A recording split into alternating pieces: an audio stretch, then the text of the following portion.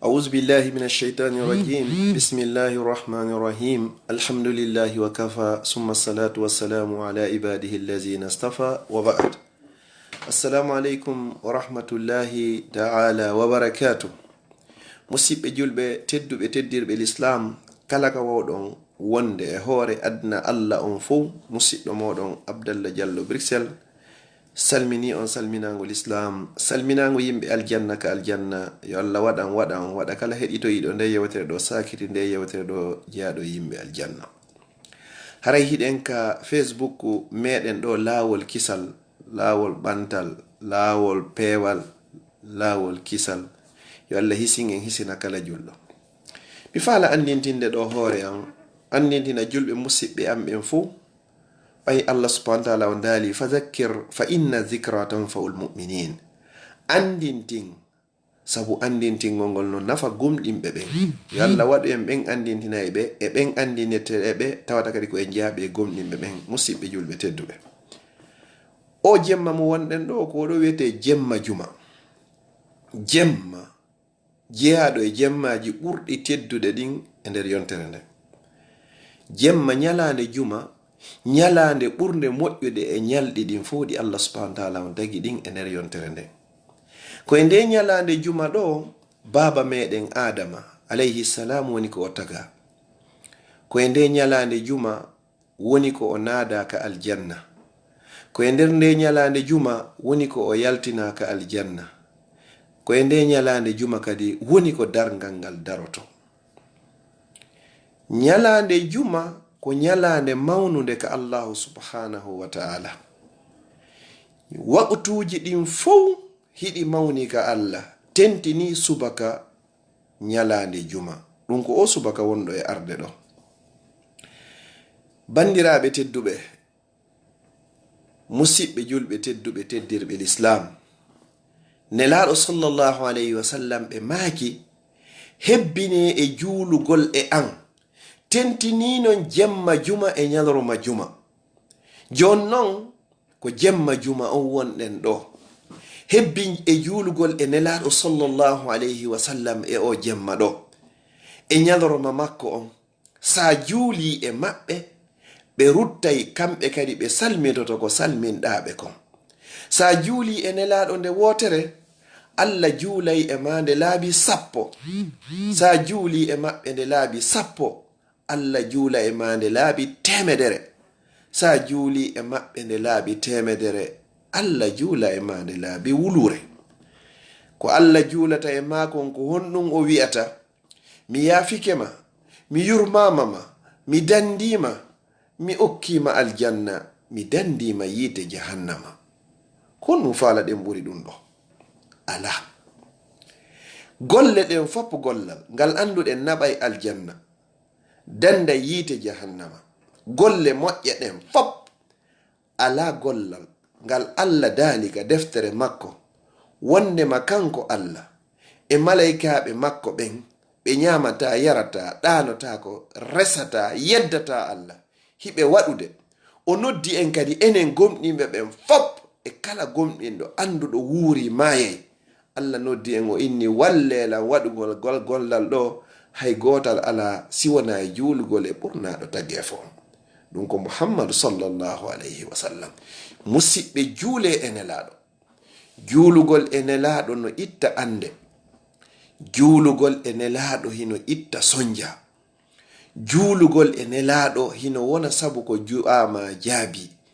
Juulugol e nelaɗo sallallahu alayhi wa sallam no wona sabu ko okki aljanna. Juulugol e nelaɗo sallallahu alayhi wa sallam no wona sabu ko dandi yiite jahannama. Juulugol e nelaɗo sallallahu alayhi wa sallam no wona sabu ko jaabini du'ama. Hebbine e juulugol e ɓurnaɗo tageefa ngon sallallahu alayhi wa sallam. Oɗo Allah yiɗimo ha hattini o inni wa kana fadlullahi alayka azima. Mi wondi Muhammad ɓural am min Allah ngal e dow ma ko mawnugal. Tawa daga inde am min Allah mi wowla wofi mum inde manengo be bakeɗon kadi. Tawata goɗɗo heɓoyta aljanna si o iwtirare ɓawo o ɓurnaɗo tageefo. Yo Allah waɗu en ñentinayɗo o ka kongal e ka kuugal. Allah inni ka deftere makko qul in kuntum tuhibbuna Allah, si tawi ko gonga pellet hiɗe yiɗi Allah, kala wiwɗo pellet hino yiɗi Allah, Allah inni fattabi'uhu yuhibbukumullah, yokke Muhammad o son iwtiri lawol ko addi kon on jokki kanko e sahabaɓe makko ɓen, on say noon si Allah subhanahu wa ta'ala on o yiɗay on. Kala faalaɗo yo Allah yiɗumo yo yiɗu e Muhammad sallallahu alayhi wa sallam. Yiɗugol Muhammad ko honɗum, ko jokkugol laawol ngol o addi ngol, sunna ko addi kon, ko wi yo waɗu kon waɗen, ko wi yo accuken accen, hebbinen e juulugol e makko. Allahumma salli ala Muhammadin wa ala ali Muhammad kama sallaita ala Ibrahim wa ala ali Ibrahim innaka hamidum majid. Allahumma barik ala Muhammadin wa ala ali Muhammadin kama barakta ala Ibrahim wa ala ali Ibrahim innaka hamidum majid. Sa waɗi ɗum ɗo nde wotere Allah juulay e ma nde laabi 10. Sa heɓi ɗum ɗo ñande be ñande haray konton heewi haray hina e rotunge $. Neniraɓe tedduɓe musidɓe julɓe tedduɓe teddirɓe l'islam, kala ka wawɗon lan heɗitoyade nde yewtere an ɗo ko honɗum e honɗum hanuɗe waɗugol ñalande juma e jemma juma. Ara nun ɗum koyen hebbin e juulugol e o ɓurnaɗo tagi fo. Allah yiɗimo, Allah okkimo ko okkete kon fof. Tawata yawmal qiyamade ko oɗo tun susata tefoygol. Allah okki Muhammadu sallallahu alayhi wa sallam, kono noon enen kadi o okki en goy ɓay o suɓike en o waɗi en e mofte Muhammad. Wallahi ɗum ɗo kadi ko giggol non.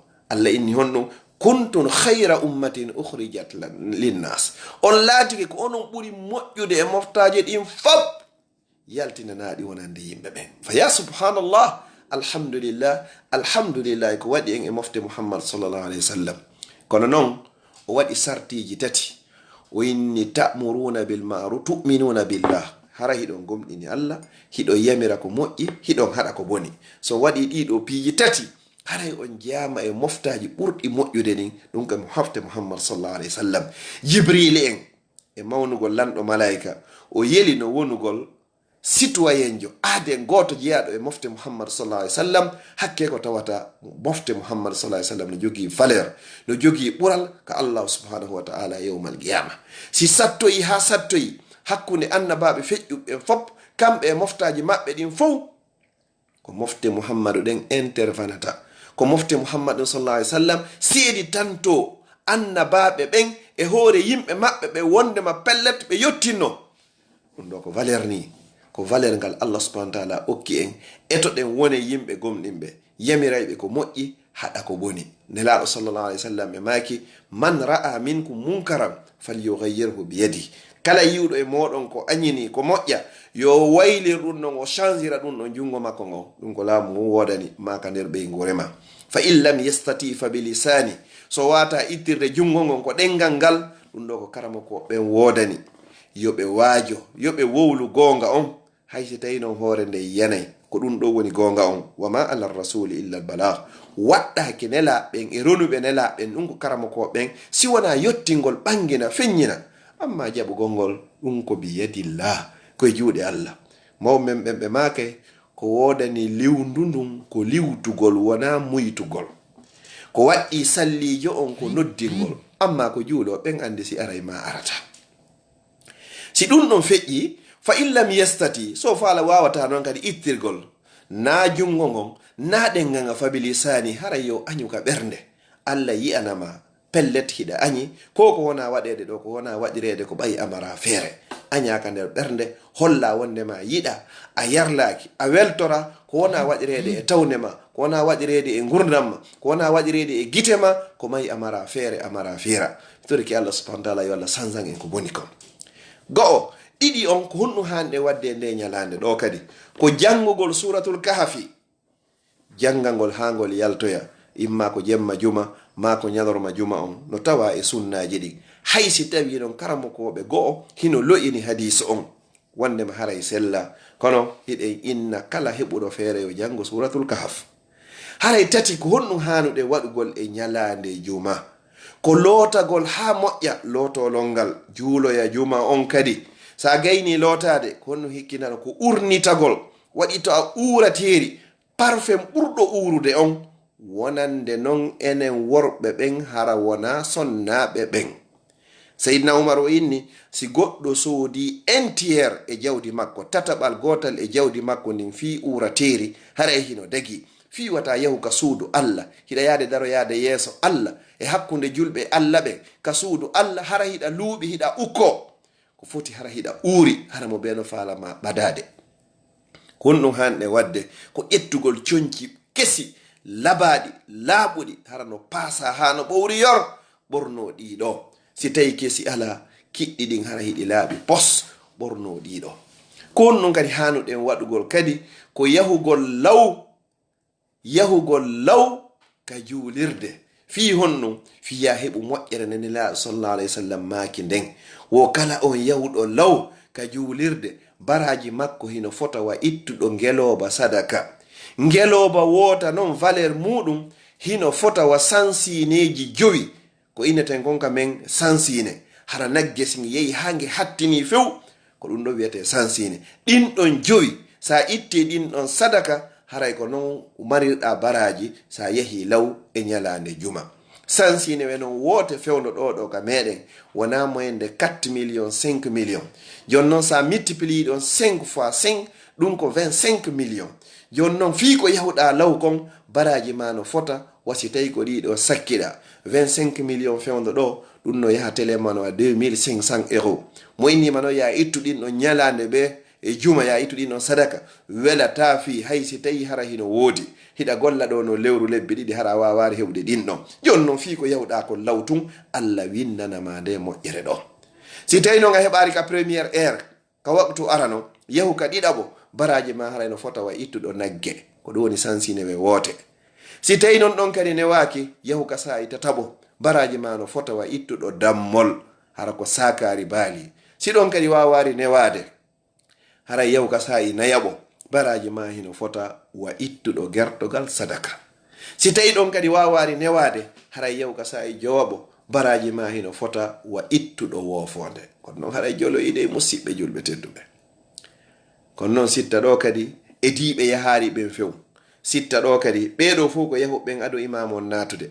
si yehi ha imam on naati o inni assalamu aleykum ka hoore mimbar haray malaikaɓe ɓen fof ɓe ombi kaydiji maɓɓe ɗin ɓe yehi ɓe joɗiki heɗagol hutuba on. haray nden ñande hay sa ari ɓawo ɗum ɗo a windaka ka listi malaikaɓe si ɓe seeditoytoɓe yawmal qiyamati a juuluno juma. en innar noon wonti juulare juma kono haray ala ka listi malaikaɓe ɓen. jonno musidɓe julɓe tedduɓe sa andi no wal valeur ko woni e juma congé ji maɗin fof ko ƴettanoɗa ko juma. yo Allah dandu goɗɗo no wonde juma go'o, juma ɗiɗi, juma tati, juma nayyi hara o juulare wotere. woɗi karamakoɓe goynuɓe hara o yaltika diina hay sa wonari kefeero kono hara wontiri ka ɓawo cour haray bafeɗen on mbama. yo Allah naadi to wonti ko ton. musidɓe julɓe tedduɓe ɗen hani hulgol so ñalande juma hewti neɗɗon himo yahi golloygol, himo yahi kurkoyagol, himo andi ko neññande ma inna nelaɗo maaki aduna on koye jumare lannata. juma feƴƴa a juuloyari juma, fana heewa a juulari, alan sara juma no mawni no woodi sa'i hun e ñalande juma ka du'a jaaboto. musidɓe julɓe tedduɓe mo wawari juulde juma, juulari fana juma, juulari fana juma, juulari alan sara juma. oɗo ko honɗum toroto Allah ƴettanamo. a waɗari farilla on ko honɗum fandimo ñawli. ɗum ɗon wawata marsude. musidɓe julɓe tedduɓe no woodi wuruɓe e lerɗe leyɗe télé wano Europe ga ha Amérique ha yaari télé wano ton no wawi wonde lewru, no wawi wonde lebbi ɗiɗi hara ɓeɓe juulari juma. no woodi siɓɓe wonɓe ɗo haaju maɓɓe ɓe anda hay déjà janngo ko juma. nono hulɓini hino hulɓini hino yurmi. yo Allah dandu en ƴettitede sifa ɗum ɗon. yo Allah innoya Allah honɗo yawmal qiyama. Allah no innuma wa ma khalaqtul jinna wal insa illa liya'budun. mi tagirari ɗi jinnaji e ɓe yimɓe sina fiyoɓe rewa. yeeto patron ma o awa hay so tawi ko wotere, hay so tawi ko ɗiɗi e nder nayije ɗen a juuloyɗen ɗon kono wata nayije ɗen ɗe ardodir ha juulare hay wotere. musidɗo julɗo tedduɗo koko wonɗen dogude fi muɗum fina dawa bimbi e kikiɗe jemma e ñalorma fino kontuji men heewira no euro e dollar heɓora wallahi bona ko non ta yeggitu wondema pellet ñande goo a awloto ñaamo ma. ta yeggitu wondema pellet ñande goo ka antunka qabru ma. ta yeggitu wondema pellet malakaɓe ɗiɗo ɓe landitoto ɓe imminte ɓe landitoma ɓe innaman rabbuk ko honɗum woni joomi ma, ko honɗum woni deftere ma, ko honɗum woni diina ma. si tawi noon nden ñande Allah ƴettitima nden ñande a juulari juma ko honɗum innoyta ɓe malaikaɓe. ta yeggitu wondema pellet surray ɓe artay, ta yeggitu wondema pellet ñande go a ɓorete ha laaɓa hara ko kasange woni ko rapeteɗa. ta yeggitu wondema pellet Allah hasiboyte pellet kala ko gollunoɗa kon e ko wuruɗa eɗa gorran aduna. musidɗo julɗo tedduɗo, ta weddito e juma, ta weddito e juma. mo juuli juma no hani weltade, inna Allah mi weltanike ma a jarama. hande kadi anonayila mi tutti o farilla ɗo, mi weltanike ma hande kadi nde ɗo nde feƴƴi aduna on o lannari. musidɓe julɓe tedduɓe, ko hannu hanɗe waɗugol kadi e ñalande juma ko hebbingol toragol Allah. toromo boyi wo sa'i hun gotunno e ñalande juma, kala hawrodirɗo kunɗon e jiyaɓe Allah ɓen hara himo torade Allah on jabinanaymo. woɓɓe ƴetti ñallal ngal fab, o gandi ɓeyni no bonor ndu yo ndu yawndu salligo, ndu ara ɓe okkora ndu tewu, tawi noon ndu wata salligade. hindu andi noon ko lotugol ɓandu ndun terego, ndu hocci ndu piiti ka nder didere ndu ƴawi, ndu inni ɓaynayon toñan ɗo si ɓurtari wo mankari.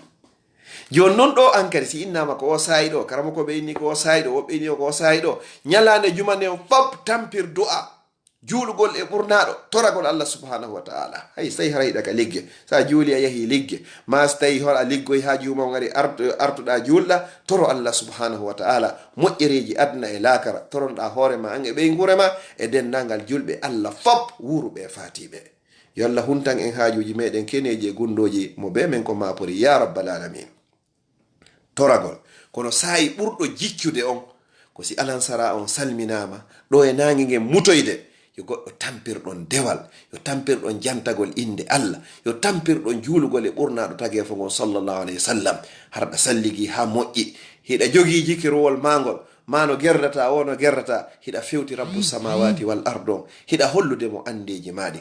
ala ittowo andeji si wona Allah, ala dikkinowo si wona Allah, ala okkorayɗo si wona Allah, ala dandowo si wona Allah, ala toreteɗo hunta haaju si wona Allah. ko o ɗo fonti juuɗe muɗum fewtuma, hiɗa mari haaju hollala mi huntanamamo, kanko ala mo landoto, an noon ko be landoɗamo. sa landikema noon ko pre kadi bimbi e kikiɗe jemma e ñadorma huntangol ma haaju ma, ko honɗum haɗi toroɗen o Allah.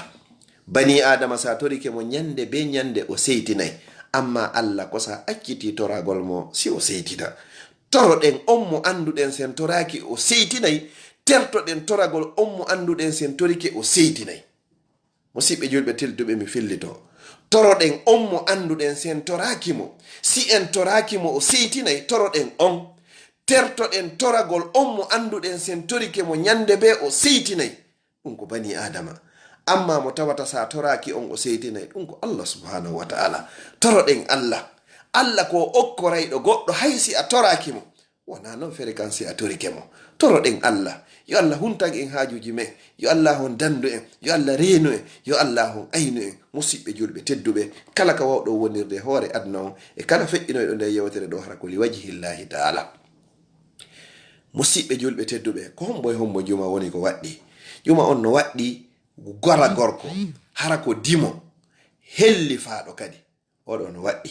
haray juma waɗɗaki sonnajo, waɗɗaki paykum, waɗɗaki jiyaɗo, waɗɗaki kadi setejo. kono noon si ɓe juuli hino moƴƴi, si tawi wonɗo e seteyagal omo juuli no wodanimo baraji, si tawi jiyaɗo on kadi o juuloyi tawi bonnata golle pullo makko on no wonno mari baraji, si tawi paykunku kadi ekkitugol ɓe kadi ɗum kadi wondanimo baraji. sonnajo on kadi si tawi mo wawi ƴettugol précaution ji ɗin fop, conci l'islamu timmuɗi ɗin fof, hara o fitinoyi tawi yimɓe men ka juulirde, himo hani juuloygol, o sakkito yahugol, o ado artugol wonande sonnajo. fi honno nelaɗo sallallahu alayhi wa sallam ɓe maaki ko ɓuri moƴƴude e saffeji worɓe ɓen fof ko saffa yeesojo on, ko ɓuri bonde e saffeji worɓe ɓen fof ko saffa sakkitoro on, ko ɓuri moƴƴude e saffeji sonnaɓe ɓen fof ko saffa sakkitiɗo on, ko ɓuri bonde e saffeji sonnaɓe ɓen fof ko saffa yeesojo on. fi honno ka worɓe ɓen ɗa ko sakkitiɗo on, kanko hikkodirta e rewɓe ɓen. ko fi honnu ka sonnaɓen ko sakkiti ɗum ɓuri moƴƴude, ko kanko ɓuri woɗɗodirgol e worɓe ɓen. neniraɓe tedduɓe e bandiraɓe, ko nde yewtere ɗo mi falno andintinde hoore an, andintina on.